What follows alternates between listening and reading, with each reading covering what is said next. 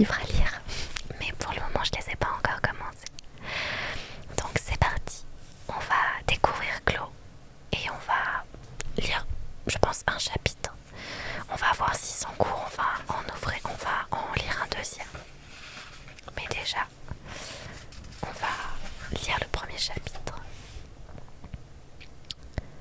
Alors je sais pas ce que c'est, car il nous faut penser que nous serons comme une ville perchée sur une colline. Les yeux de tous seront braqués sur nous, si bien que si nous en venions à tromper notre Dieu dans la tâche que nous avons entreprise, le contraignant ainsi à nous retirer le secours qu'il nous offre, le récit de notre défection se répandrait de par le monde. J'ai rien compris. John Winthrop, membre fondateur de la colonie de la baie de Massachusetts, un modèle de charité chrétienne, 1630. Ouais, c'est pour ça, c'est une personne que je n'ai pas eu la chance de connaître. À notre parti, la perte et la déroute dans tout l'Empire. En bas, nos légions tombèrent, précipiter la tête la première du haut du ciel. En bas, dans cet abîme. John Milton, Le paradis perdu, traduction de Chateaubriand, 1861.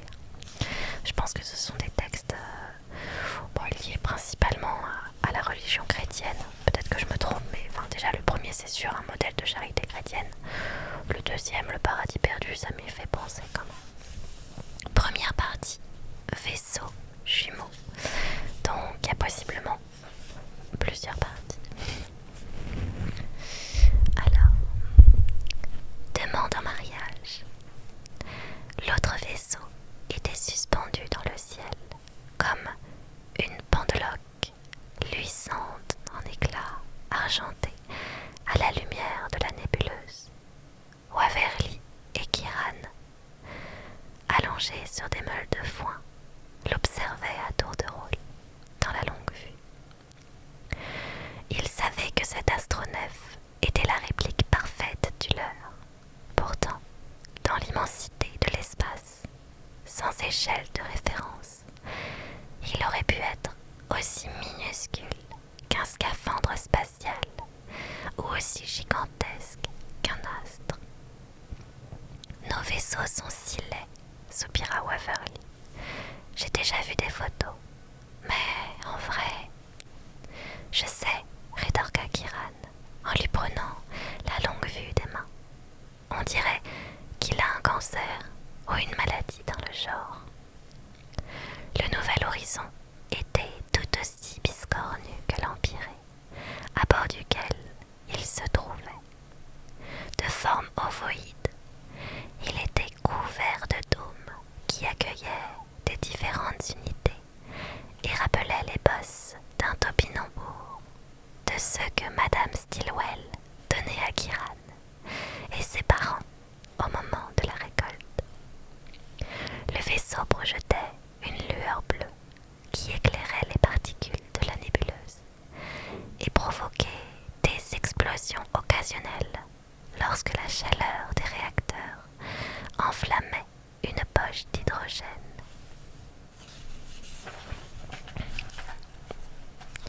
Naturellement, grâce à sa puissance d'accélération, il ne subissait jamais aucun dommage. Tu crois qu'ils sont comme nous ? Demanda Waverly. Bien sûr, ils ont reçu les mêmes instructions, répondit Kiran, tout en jouant avec les boucles brunes de sa compagne. S'ils sont là, c'est qu'ils ont besoin de quelque chose. Non, insista-t-elle. Que pourrait-il vouloir ? La rassura-t-il. Nous n'avons rien qu'il ne possède déjà.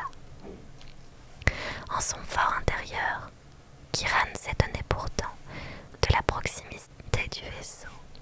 Selon toute logique, le nouvel horizon aurait dû devancer l'Empyrée de plusieurs billions de kilomètres, ayant été lancé avec une année d'avance sur celui-ci, 43 ans plus tôt. Depuis qu'ils avaient quitté le système solaire, les astronefs n'avaient jamais été en présence l'un de l'autre. Pour une raison mystérieuse, le nouvel horizon avait ralenti, permettant ainsi à l'Empyrée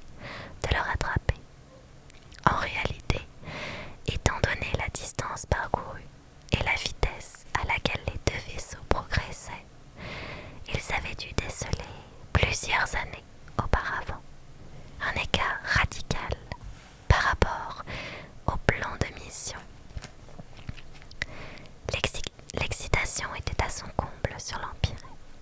Certains avaient fabriqué de grandes pancartes avec des messages de bienvenue en lettres démesurées et les avaient accrochés sur les baies vitrées orientées vers le nouvel horizon. D'autres, suspicieux, murmuraient que l'équipage devait avoir contracté une maladie. Pourquoi le capitaine refuserait-il de les laisser monter à bord autrement? Peu après l'apparition du vaisseau, Jones avait fait une annonce pour rassurer les siens, leur apprendre qu'il était en cours de négociation avec l'autre capitaine et leur fournirait bientôt toutes les explications nécessaires. Le livre s'éclot. Plusieurs jours s'étaient écoulés cependant, et rien n'avait changé. Rapidement, l'excitation avait cédé le pas au malaise, puis à la peur. Les parents de Kiran n'avaient que le nouvel horizon à la bouche. La veille, le jeune homme avait avalé sa soupe de légumes sans un mot, écoutant ce qui était devenu leur sujet de conversation préféré. Je ne comprends pas pourquoi le capitaine ne nous tient pas informés, avait dit sa mère, Lena, en passant des doigts rouges et nerveux dans ses cheveux blonds foncés. Le conseil central devrait au moins nous dire ce qui se trame, tu ne crois pas? Merci pour vos cadeaux, vous êtes adorables, merci beaucoup. Je suis convaincue qu'ils le feront dès que possible, avait répliqué son père. Nous n'avons rien à craindre. Paul, je n'ai jamais parlé de peur, avait-elle lancé en jetant à son fils un regard pourtant consumé par l'inquiétude. Ça me paraît étrange, c'est tout. Kiran avait repris son père avec sa rudesse habituelle. Le capitaine a-t-il évoqué la question devant toi? Le jeune homme avait secoué la tête, bien qu'il eût remarqué que celui-ci semblait plus préoccupé ces derniers temps et contrôlait de moins en moins le tremblement de ses mains. Jones n'avait jamais prononcé un seul mot sur l'apparition mystérieuse du nouvel horizon. Ce n'est certainement pas avec moi qu'il en discuterait. Pas de façon explicite, bien sûr, avait ajouté sa mère, en tapotant d'un air songeur sa tasse de thé. Mais, cela dit, avait commencé Kiran, trop heureux de voir ses parents suspendus à ses lèvres. Je suis arrivée en avance dans son bureau hier, et je l'ai entendu parler tout seul après qu'il eut raccroché le poste de communication.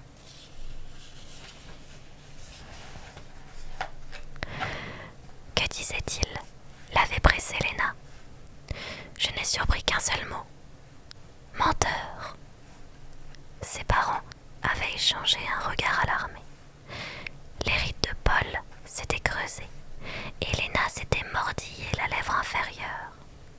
Kiran avait aussitôt regretté d'avoir partagé cette information avec eux.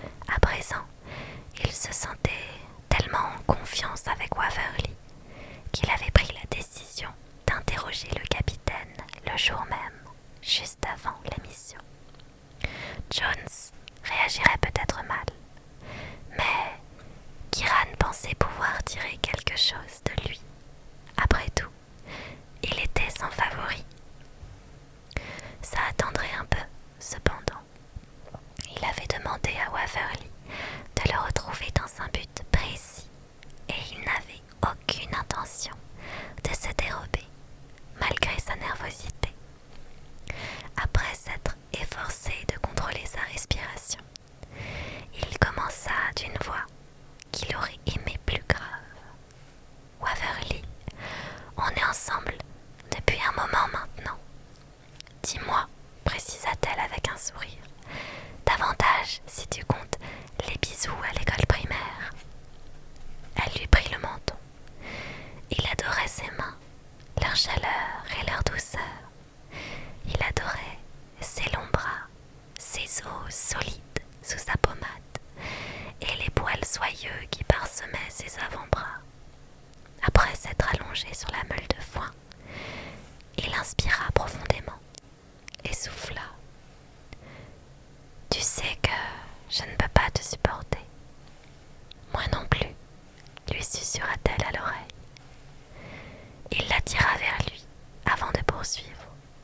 je me suis dit qu'on pourrait trouver un nouveau moyen d'exprimer nos différends.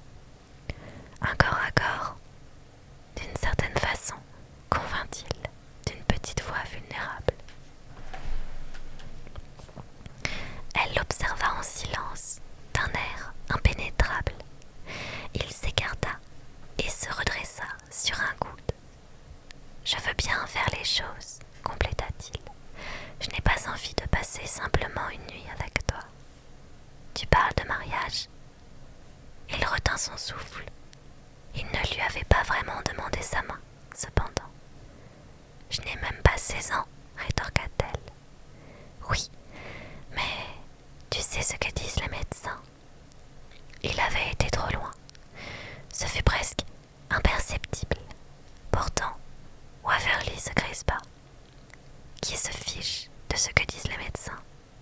Tu ne veux pas d'enfant, insista-t-il.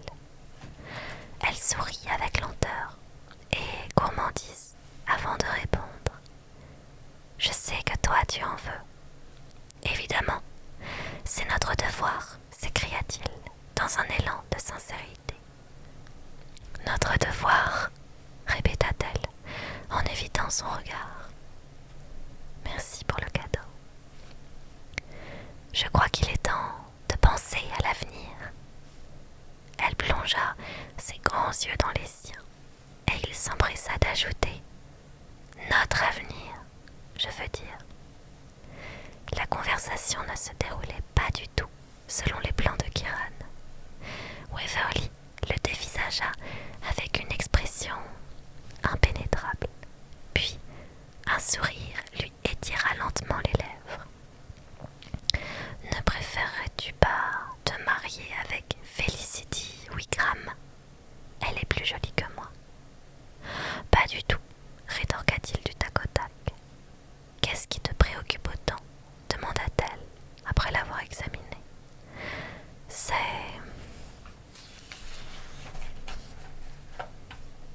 Elle attira son visage vers le sien, lui caressa la joue du bout de ses doigts charnus et murmura « Ne t'inquiète pas. Alors, tu m'épouseras. » Un jour, dit-elle, par jeu. « Sans doute. »« Quand ?» lança-t-il avec plus d'insistance qu'il ne l'aurait voulu. « Un jour, » répéta-t-elle, avant de l'embrasser tendrement sur le bout du nez, la lèvre inférieure et l'oreille. « Je croyais que mon manque de foi te déplaisait. »« Ça peut changer, » la taquina-t-il, même s'il savait que la tâche ne serait pas aisée. Waverly n'assistait jamais aux offices peu fréquentés, mais elle l'aurait peut-être fait s'il y avait eu un pasteur à bord. Les rares croyants se chargeaient du sermon à tour de rôle, et certains pouvaient se révéler plutôt rasoirs. Kiran le déplorait de tout son cœur. Si l'Empirée avait un chef spirituel digne de ce nom, Waverly verrait sans doute les choses sous un autre jour. Elle serait en mesure de comprendre la valeur de la spiritualité. Le jour où tu auras des enfants, tu t'intéresseras peut-être davantage à Dieu, dit-il.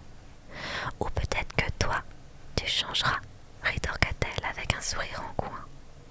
J'ai l'intention de te transformer en païen, comme le reste d'entre nous. Il éclata de rire et posa la tête sur la poitrine de Waverly pour entendre son cœur et régler sa respiration sur la sienne. Ce bruit régulier le berçait toujours. À respectivement 16 et 15 ans, ils étaient les plus grands enfants à bord de l'Empirée, et leur amour allait de soi, semblait aller de soi, non seulement à leurs yeux, mais aussi à ceux du reste de l'équipage. Pourtant, même sans pression sociale, le choix de Kiran se serait porté sur Waverly. Sa haute taille fine, son visage encadré d'une chevelure à cajou, sa vivacité et son intelligence transparaissaient dans l'assurance avec laquelle elle posait son regard sur les choses et les êtres. Cette capacité à lire dans les autres et à comprendre leurs motivations déstabilisait Kiran, même s'il respectait cette qualité. Waverly était, sans aucun doute, la fille la plus remarquable du vaisseau, et à supposer que Kiran soit choisi pour succéder au capitaine Jones, ce que tout le monde paraissait penser, elle ferait une épouse idéale. Oh, s'écria-t-elle en indiquant l'horloge au-dessus de la porte du grenier. Tu es en retard, non? Zut! Empêtré dans la meule de foin, il se débattit pour se redresser, puis enfila ses chaussures. Je dois filer. Quand il l'embrassa du bout des lèvres, elle leva les yeux au ciel. Après avoir slalomé entre les rangées de cerisiers et de pêchers dans l'atmosphère humide du verger, Kiran coupa à travers la ferme de pisciculture. Il aimait sentir sur son visage les gouttelettes d'eau salée. Ses pieds martelaient les... Excusez-moi, c'est le chat qui fait ses griffes sur l'arbre à chat. Il n'y a pas d'heure pour faire ses griffes. J'espère qu'elle a fini. Ses pieds martelaient les grilles métalliques à toute vitesse. Non, elle n'avait pas fini. Coucou Mac. Alors, peut-être qu'elle a fini. Pourtant, il pila lorsque Madame Druthers, je sais pas si ça se prononce comme ça, surgit de nulle part avec un bac rempli de verrons. On ne court pas ici, le réprimanda-t-elle. Kiran n'était déjà plus là pour l'entendre, filant à travers les salles remplies de blé vert et d'épis suspendus par des rochers au mur et au plafond qui tremblaient à cause des réacteurs. Il lui fallut ensuite 5 minutes pour atteindre l'extrémité des champs de blé. En quelques enjambées, il parcourut la pièce, moite, dévolue aux champignons, avant de s'engouffrer dans l'ascenseur et de monter jusqu'au quartier du capitaine, où l'enregistrement de son émission devait débuter 4 minutes plus tard. Le trajet lui parut interminable. En fait, de studio, il s'agissait d'une petite antichambre adjacente au bureau de Jones, qui préférait enregistrer leur programme là. La pièce était percée de grandes baies vitrées donnant sur la nébuleuse, au sein de laquelle l'Empirée évoluait depuis 1 an et demi. Sous les ouvertures, des banquettes pouvaient accueillir tous ceux qui souhaitaient suivre l'émission de Kiran pour les enfants de la Terre, ou celle plus longue du capitaine qui transmettait aux adultes les dernières nouvelles.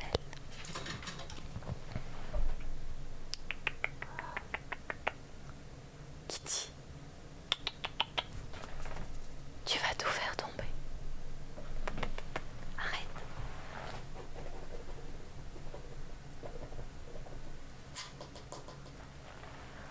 Elle veut grimper en haut des étagères, elle va tout faire tomber.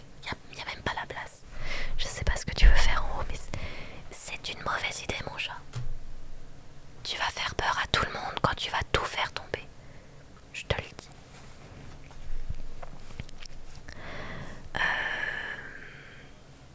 Le tournage était assuré par une caméra petite mais puissante. Et le bureau où Kiran s'installait pour annoncer les nouvelles était éclairé par une rangée de spots éblouissants. Il n'y avait que peu de spectateurs dans le studio ce jour-là, et Kiran les dépassa à la hâte pour rejoindre Cheryl, la maquilleuse, qui l'attendait déjà avec sa houppette. Décidément, tu prends l'habitude d'arriver à la dernière minute, remarqua-t-elle en l'épongeant. Tu es tout luisant. Ça ne se voit pas à l'écran, mais que tu es essoufflé? Oui. Elle approcha un petit ventilateur du visage de Kiran pour sécher sa transpiration, ce qu'il trouva très agréable, avant de lui appliquer du talc. Tu dois te montrer plus consciencieux, ajouta-t-elle. On ne fait qu'enregistrer les émissions pour le moment. Tant qu'on n'aura pas quitté la nébuleuse, on ne pourra pas les envoyer. Tu sais bien que le capitaine insiste pour tenir les archives à jour, rétorqua-t-elle en levant les yeux au ciel. En effet, Jones pouvait se montrer très irritable. Kiran ignorait pourquoi il continuait à s'embêter. Il n'y avait pas eu de communication avec la Terre depuis des années. La distance qui séparait l'Empyrée de la planète d'origine était telle qu'il aurait fallu plusieurs années à un signal radio pour atteindre son but. Et arrivé à destination, il aurait exigé un véritable travail de restauration afin de redevenir lisible. Kiran ne saurait peut-être jamais si un seul terrien écoutait ses émissions, ce qui lui donnait l'impression que son rôle de porte-parole était vain.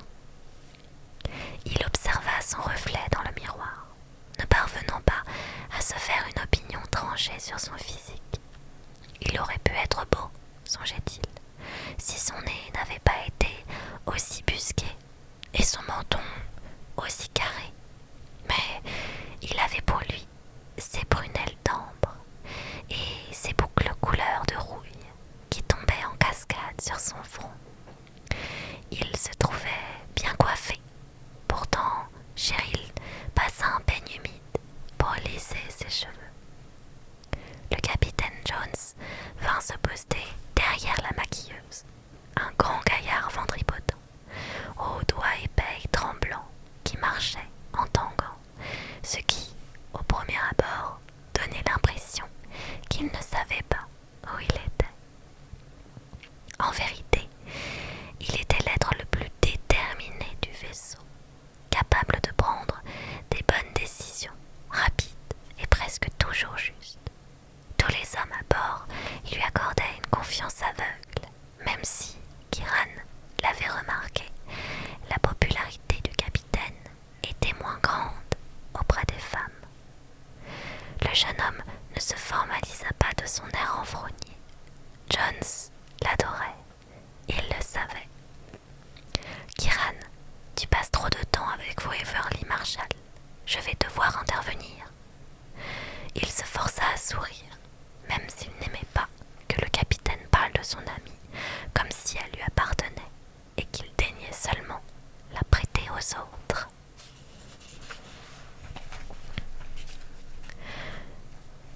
Tu as répété, j'espère, poursuivit-il, cherchant à se donner un air sévère, les sourcils froncés. Le petit sourire qui lui échappa fit frémir les poils gris de sa barbe. Il les lissa avec son pouce et son index. Je l'ai récité 2 fois hier soir. À voix haute, insista le capitaine avec une pointe de malice. Oui, bien, dit-il avant de tendre une puce électronique à Samy, le technicien en charge du téléprompteur.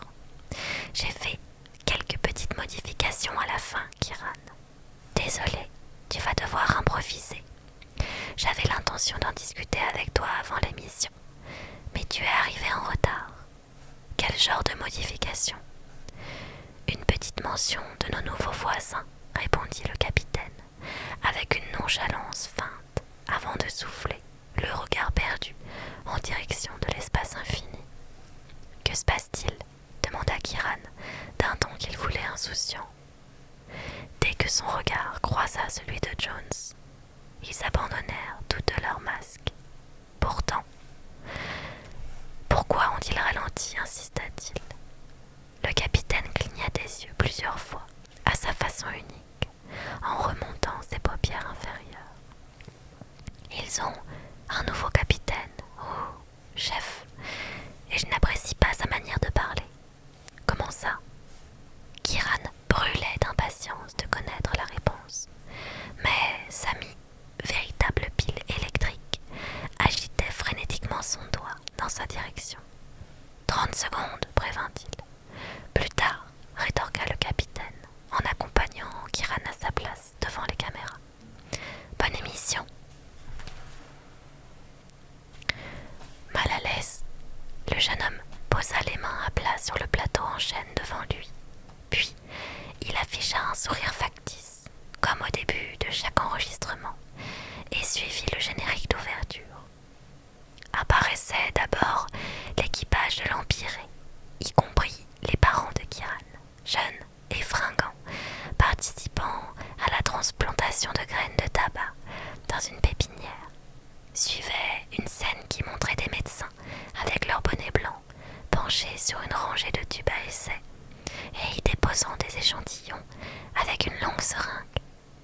Le montage se concluait par la photo des 252 enfants présents à bord du vaisseau, dans les jardins, au milieu de pommiers, de poiriers, de vignes, qui grimpaient sur les murs, et de paniers remplis de carottes, de céleri et de pommes de terre.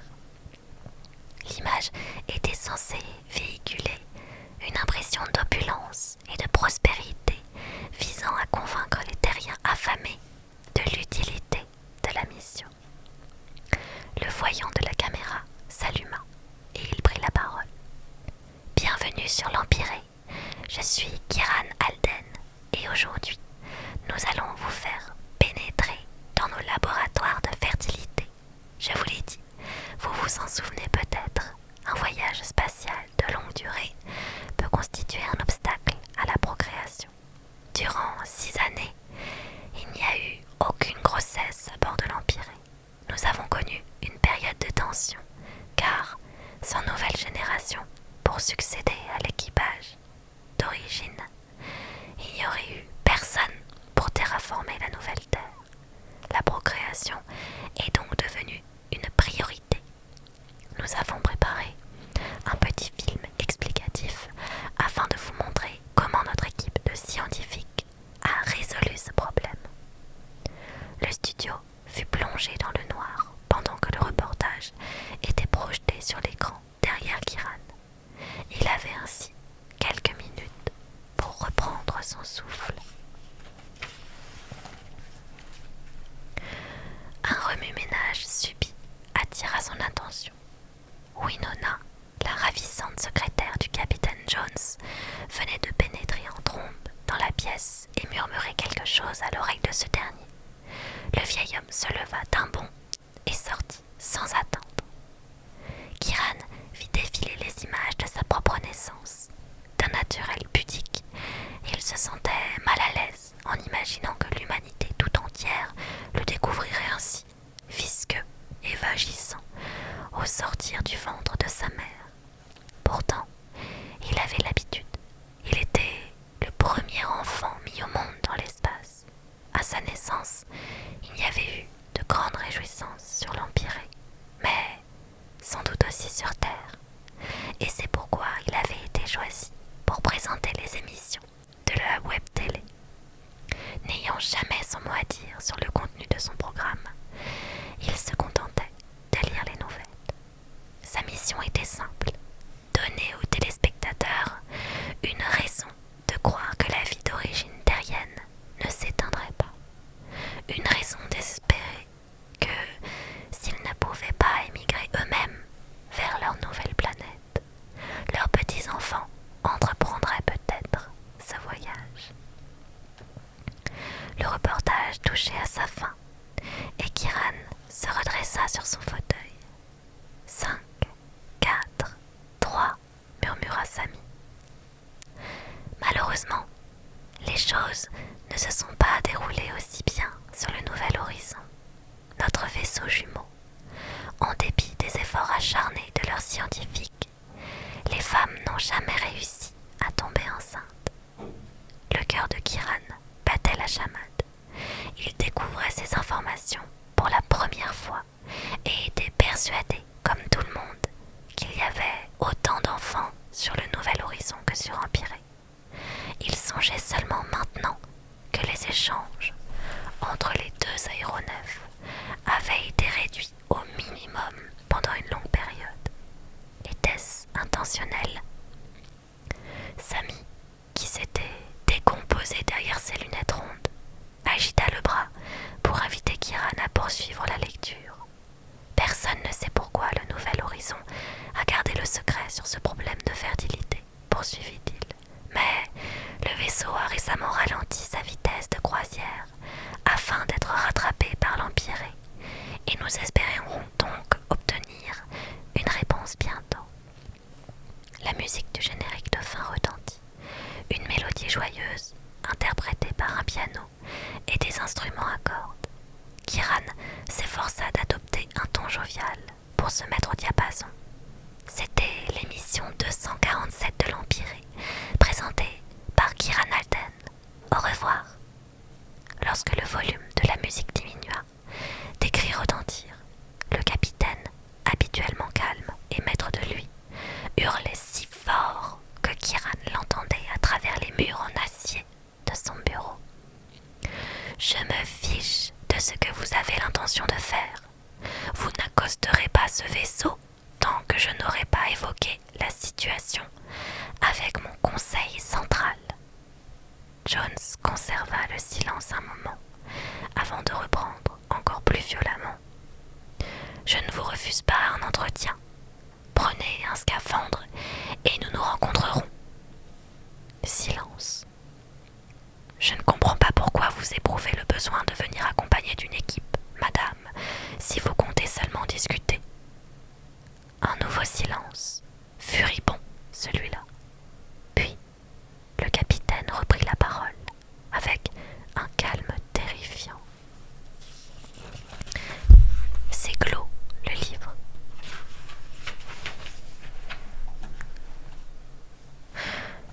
Je ne vous ai donné aucune raison de douter de moi. Je ne vous ai jamais menti. Je ne me suis jamais écarté du plan de mission sans explication.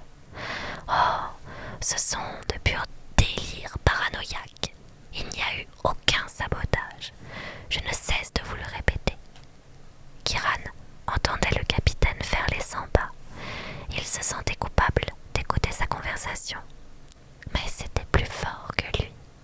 Et, à en juger par le calme tombé subitement sur le studio, il n'était pas le seul dans ce cas. Si nos deux vaisseaux ne parviennent pas à trouver un terrain d'entente, soudain, Samy s'agita et pressa plusieurs boutons jusqu'à ce que l'écran derrière le bureau de Kiran diffuse les images des caméras de surveillance situées à tribord. Quelqu'un étouffa un cri. Le Nouvel Horizon s'approchait dangereusement, immense et menaçant. Il était si près qu'on pouvait distinguer à l'œil nu le moindre détail. Kiran crut d'abord que l'image était agrandie et il eut un serrement au ventre quand il comprit que ce n'était pas le cas. Dans le court laps de temps qu'avait duré l'enregistrement de l'émission, le Nouvel Horizon avait parcouru 300 kilomètres et se retrouvait maintenant flanc à flanc avec l'Empyrée. Pourquoi ? Un mouvement discret retint l'attention du jeune homme. Un minuscule point s'éloignait, tel un insecte du vaisseau ennemi en direction du leur.